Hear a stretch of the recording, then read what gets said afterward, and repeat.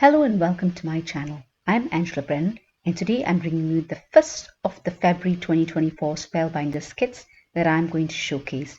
It's the stitching die of the month and it is called Stitched Floral Focal Card Front. It's got a few components to it.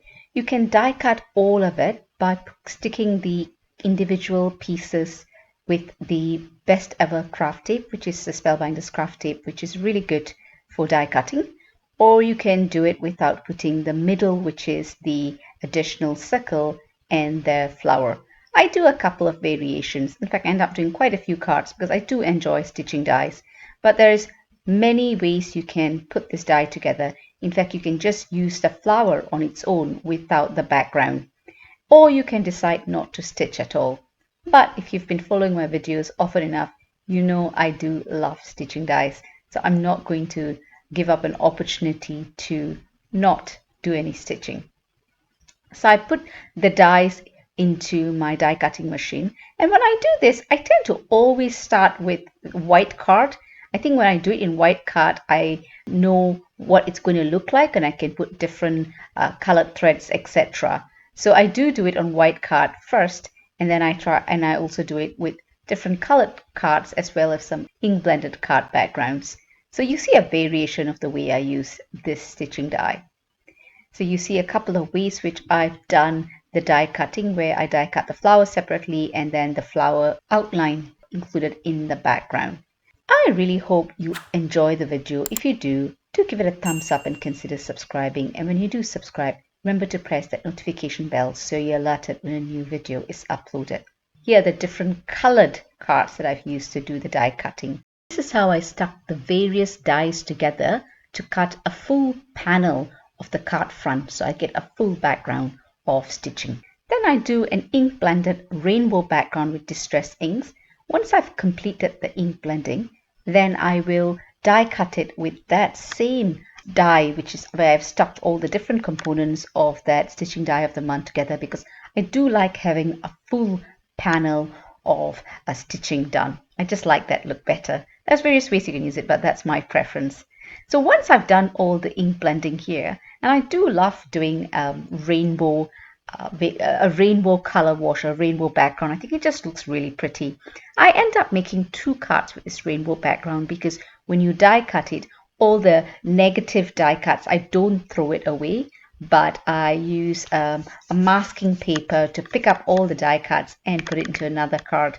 I just thought it would be a waste to get all that beautiful ink blended color to waste. So you'll see how I do that. The ink blending here is quite smooth and easy to do, firstly because I'm using the domed foam pads, which really makes it easy, but most importantly it's the right card. I'm using the Strathmore Bristol Smooth Card 300 series, and it just makes for an easier blend, and you see how smooth and seamless it is. And now I put it through the die cutting machine in the same way, but you just need to make sure you dry it a bit. And in order to make it dry, you can just put a fine spray of water on it so you know the ink is not going to come out, or just dry it with your heat tool. And there you go. You see all the negative elements here. First I take it out, and after taking out the first one, let's not waste it. I use masking paper to pick up all the negative die cuts. That way it's easy for me to put it onto the next card where I can die cut it. I think I die cut it in black card, and then imagine the black against all this beautiful rainbow blended background. It just makes for such a beautiful contrast. I'm using an adhesive backing sheet which I've removed and really pressing that die cut into the masking paper, so it makes it easier for me to use my tool, my pokey tool, and just press the little negative die cuts into the masking paper. And it takes not as long as you think, but once you do that, you're getting two cards. So you just make sure you press it and it sticks to the masking paper so you don't lose any of those little negative die cuts. And once you remove it, it'll all stick onto the masking paper, which makes it easy to transfer to the next card which you're going to make, where I die cut the image or the main die cut in black, and then I put all the little negative die cuts against it, and I sew as well. You don't have to sew, but I do some stitching. And here I do stitching by using the LUCA-S threads. Now these threads are beautiful and shiny. They're 100% cotton. I used to use DMC, but I use this now because they are pretty much half the price. And I'm really happy with the sheen and the durability of the thread while I'm stitching. They also come in the same length and also 6 strands. So I do use all 6 strands to do the stitching here. Now you don't have to use all 6 strands. Even if you do 4 strands, it will still be lovely. So these are the colors I use. I've listed all the colors. You can see the colors I've used. They're all LUCA-S colors. And I used the DMC Tapestry needle size 26 to do my stitching. I just follow the etched lines on the die to do the stitching. Now, some of them I do extra stitching, and you can, if you're, I think when I use a thinner metallic thread, I even do the outline of the leaf. But here I'm just following the etched lines on the die, and the way I do it here, I just trap the thread at the back of the die cut rather than use a sticky tape. So there's many ways you can do it, but because the space at the back is quite small, I just trap the thread at the back and I just stitch away.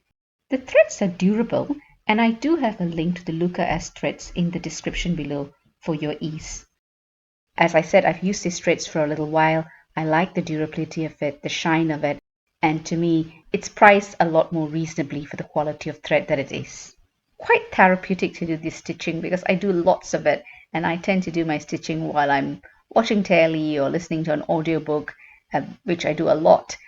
So it's fun. I like doing it, and I like choosing the different colors when I do the stitching as well. So once you finish the part that you want to stitch or the color you want to stitch, all you need to do is go to the back of the die cut and just thread the needle through the stitching that you have at the back just to secure it so it doesn't come loose. And because I'm using 6 strands here, it's quite thick and snug and it's not going anywhere. So here I'm just choosing the colors I want to use on the die cut. I really hope you enjoyed the video. Give these stitching dies a try because they're so much fun and so versatile, and you can use it for any occasion depending on the sentiment you use, and you can not do any stitching, do some stitching, and go all out and do stitching all the way I do. Well, if you do enjoy the video, please give it a thumbs up and consider subscribing because I've got many more Spellbinders kits that I will be posting videos, tutorials on. I think I'm going to do a couple of videos a week because I've got 8 club kits to get through. And do subscribe and press that notification bell so you're alerted whenever there's a new video uploaded. I'm going to leave you with some music now, and I'll catch you later.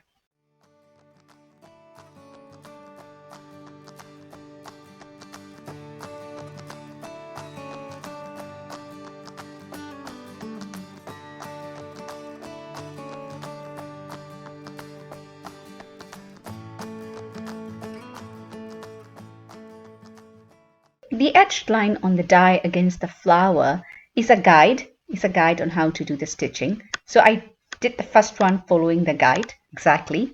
Then I got a bit more creative by adding additional stitches around it to give it a bit more of an outline. And then I also did a zigzag, my version of a zigzag. And then I also did like a little spiky flower. So there's many ways you can do it. I mean, you don't have to do all these ways, but I wanted to just experiment of different ways you can do it, and you can just do an outline like that as well on the rainbow background that I did. So various ways. This is to just demonstrate the various ways you can do your stitching.